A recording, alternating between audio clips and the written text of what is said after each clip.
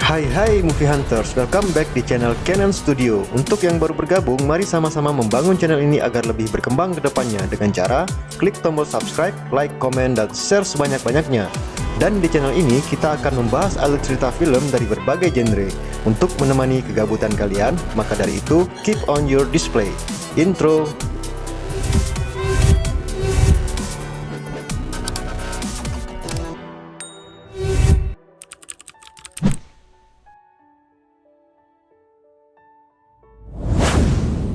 Film diawali menampilkan anggota geng yang akan melakukan pengiriman senjata api secara ilegal.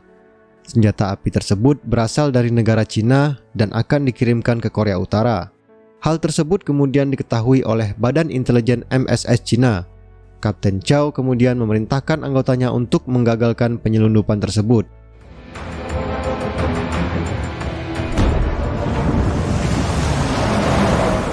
Tapi sayangnya, penyelundupan tersebut tidak berhasil digagalkan.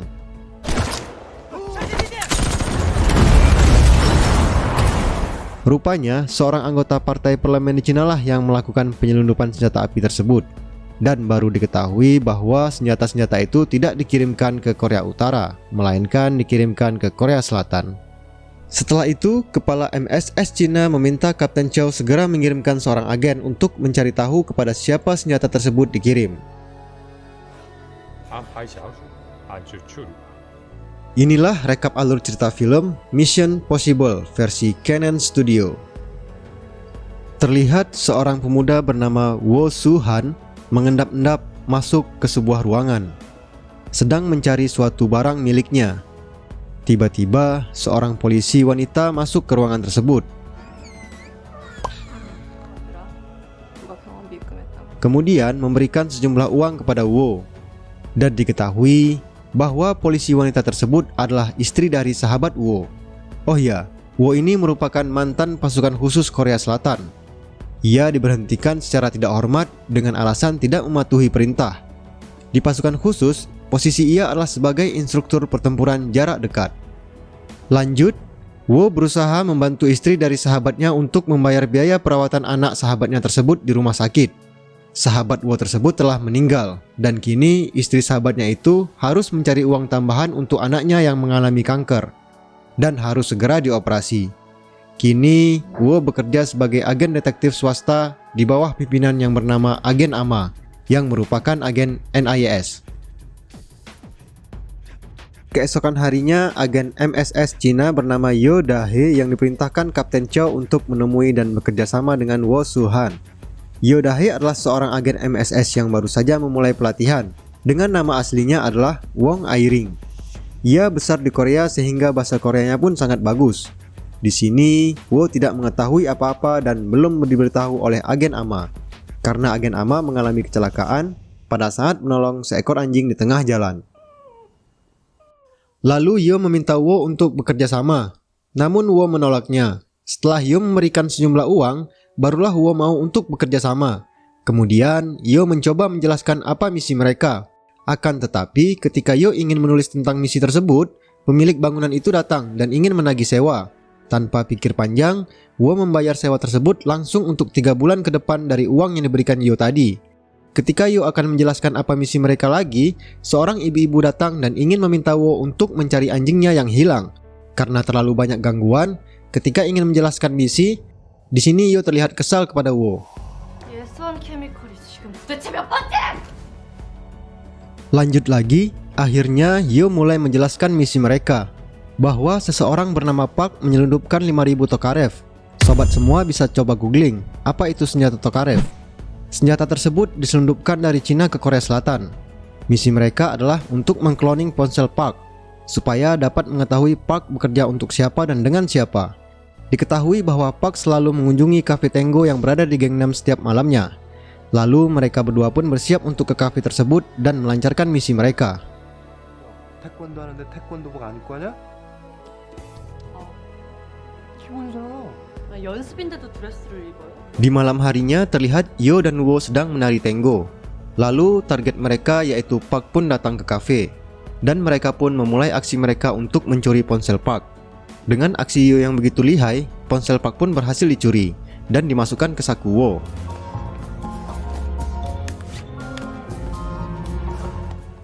Tanpa buang-buang waktu, Wo kemudian bergegas ke toilet dan akan mengkloning ponsel si Park. Ketika Wo ingin mengkloning, namun sayangnya port yang ada di ponsel tersebut berbeda dengan port USB milik Wo. Alhasil, mengkloning ponsel Park pun gagal. Kemudian Wo mencoba membuka SMS dari ponsel tersebut dan membacanya, yang mana ada sebuah pesan yang dikirimkan kepada Tuan Jeon yang berisi, "Kau tidak bisa dihubungi. Jika tidak menjawab hari ini, aku akan menelpon polisi." Setelah itu, Wo kembali ke ruangan menari tadi dan mengembalikan ponsel tersebut. Ketika Park menerima sebuah panggilan telepon, ia lalu pergi keluar kafe. Tiba-tiba, seseorang datang menghampiri dan menyuntikkan sesuatu ke leher Park. Dan Park pun tewas ketika itu. Akhirnya, Wo dan Yo pun diinterogasi oleh polisi tentang kematian Park, dan mereka akhirnya bebas karena tidak ada bukti kalau mereka bersalah. Namun ketua polisi tersebut mulai mencurigai mereka dan meminta anggotanya untuk menyelidiki Wo dan Yo. Di sisi lain, terlihat agen AMA sedang dirawat di rumah sakit. Namun, dokter kebingungan karena agen AMA tidak mempunyai ID atau apapun untuk mengidentifikasi datanya. Yah, namanya juga agen rahasia, dok. Keesokan paginya, Wo dan Yo bertemu di kantor dan membahas tentang misi mereka selanjutnya. Kemudian, Yo memperlihatkan sebuah berita tentang terbunuhnya bos mafia rodeo. Ini mengartikan bahwa senjata selundupan sudah mulai menyebar di Korea Selatan dan digunakan oleh para gangster di sana. Perlu diketahui, sebelum senjata api menyebar di Korea Selatan, para gangster di sana hanya menggunakan senjata tajam untuk mempertahankan dan memperluas wilayah kekuasaan mereka. Lanjut, Yo kemudian bertanya kepada Wo, apakah ia ada kenal dengan gangster di sana? Namun, Wo menjawab dengan santai bahwa yang lebih tahu tentang gangster di sana adalah polisi. Lalu Wo mengetahui pada siapa mereka akan mencari tahu. Rupanya, mereka berdua pergi ke seorang peramal, yang menurut Wo, peramal tersebut terkenal di kalangan para gangster.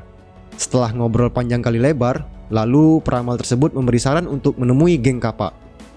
Akhirnya mereka berdua pun pergi ke markas geng Kappa untuk mencari tahu lebih banyak informasi tentang penyelundupan senjata Tokarev.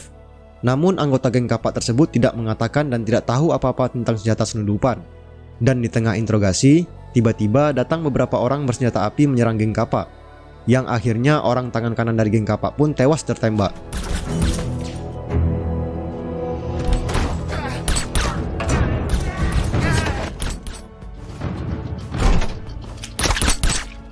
Wo dan Yo pun bergegas pergi. Sebelum itu, Yo menyempatkan untuk mengambil ponsel dari anggota geng Kappa tersebut. Lanjut, ponsel yang diambil Yo tadi ternyata tidak bisa dibuka. Dan akhirnya mereka pergi untuk mencari seorang hacker agar bisa melihat isi dari ponsel tersebut. Tibalah mereka berdua di kediaman seorang hacker kenalan Wo yang tengah bermain game. Ternyata, Wo dan hacker tersebut adalah sama-sama fans dari grup girl band asal Korea Selatan yaitu Red Velvet. Setelah ponsel tersebut berhasil diretas, akhirnya mereka menemukan petunjuk untuk penyelundupan senjata api, yang mana terdapat nomor telepon pembeli yang berada di Seoul. Setelah itu mereka berdua pun pergi, di mana Yo sedang kebelet ingin boker. Karena sudah tidak sanggup menahan hasrat bokernya, mereka berdua pun bergegas pergi ke sebuah rumah susun untuk melepas hasratnya, yang mana mereka tidak tahu siapa pemilik rumah tersebut. Karena mereka berdua mengira tidak ada penghuni, akhirnya mereka membobol pintu rumah tersebut. Pernah ngerasain gak sih Sobat Canon Studio semua? Bagaimana rasanya sudah terujung? Hahaha. Selesai boker, Yo tiba-tiba tercium sesuatu. Kemudian ia melihat ke arah bathtub dan menemukan mayat di sana. Setelah mereka mencari tahu identitas mayat tersebut, ternyata mayat itu bernama Kim Yong-gu, seorang kepala keamanan Mukwang Internasional.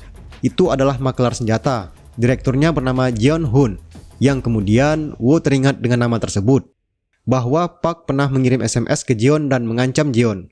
Lalu Yo memeriksa ponsel geng Kappa tadi, bahwa akan ada perayaan di Alvin Hotel, dan mereka berdua pun berniat untuk pergi ke hotel tersebut. Singkat cerita, mereka berdua pun sudah berada di Hotel Alvin dan bertemu dengan Jeon. Di tengah-tengah Jeon menyambut tamunya, tiba-tiba anak buah Jeon datang dan memberitahu bahwa geng Kappa ingin bertemu. Setelah itu, terlihat salah seorang anak buah Jeon melihat Wo dan Yo. Lanjut, anggota geng Kappa pun datang dan masuk ke ruangan Jeon lalu mencoba menghajar anggota Jeon.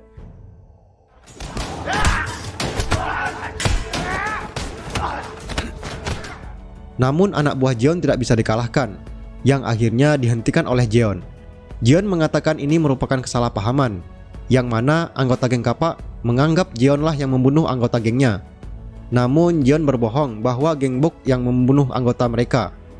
Ini hanya akalan-akalan Jeon untuk mengadu domba para geng di Korea, supaya senjata apinya dibeli oleh para geng di Korea. Jeon pun mulai menawarkan senjatanya kepada geng Kappa. Karena sedang emosi, akhirnya geng Kappa pun bersepakat menerima harga yang ditawarkan oleh Jeon. Setelah geng Kappa pergi, anak buah Jeon masuk dan memberitahu bahwa orang yang mematahkan hidungnya ada di hotel tersebut. Kemudian Jeon memerintahkan anak buahnya untuk menangkap Wo dan Yo. Wo dan Yo pun menyadari hal tersebut. Lalu mereka berdua bergegas pergi lewat dari dapur hotel. Akan tetapi anak buah Jeon berhasil menemukan mereka dan perkelahian pun tak terelakkan. 얌전히 따라와. 네.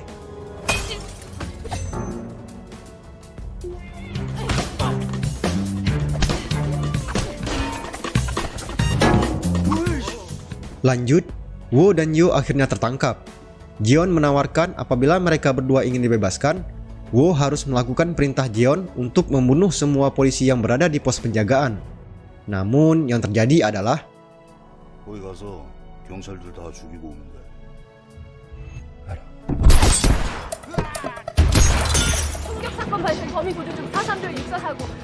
akhirnya Wo kembali ke hotel ingin menyelamatkan Yo. Tapi sayangnya Yo sudah dibawa pergi oleh Jeon ke markasnya.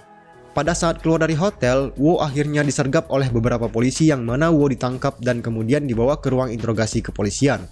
Kemudian, ketua polisi meminta Wo untuk menelpon Yo, yang ternyata Yo sedang ditodong senjata dan mengatakan dia baik-baik saja. Sehingga polisi tersebut tidak percaya apa yang telah dikatakan Wo bahwa Yo sedang disekap oleh Jeon. Lalu dua orang agen NIS datang untuk meminta beberapa informasi kepada Wo.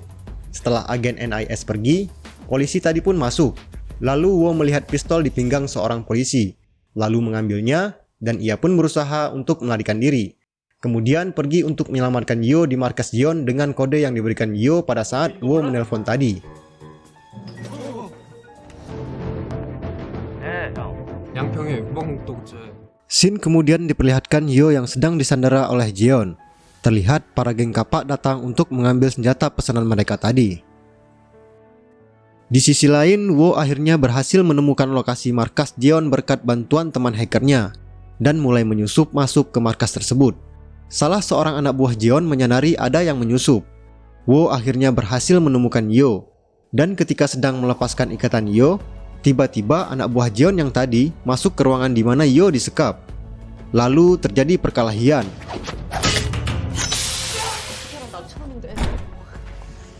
근데 야.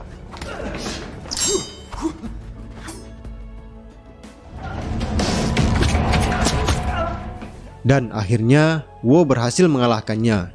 Satu persatu anak buah Jeon dan geng Kappa pun berhasil dilumpuhkan oleh Wo dan Yo.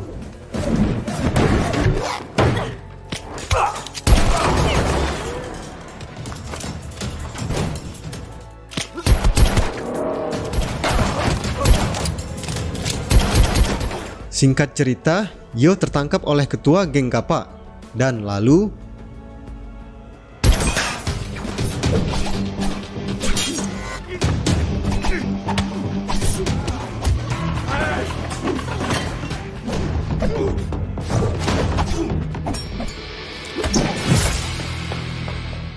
lanjut, terlihat Jeon ingin mencoba melarikan diri, namun berhasil dihentikan oleh Wo.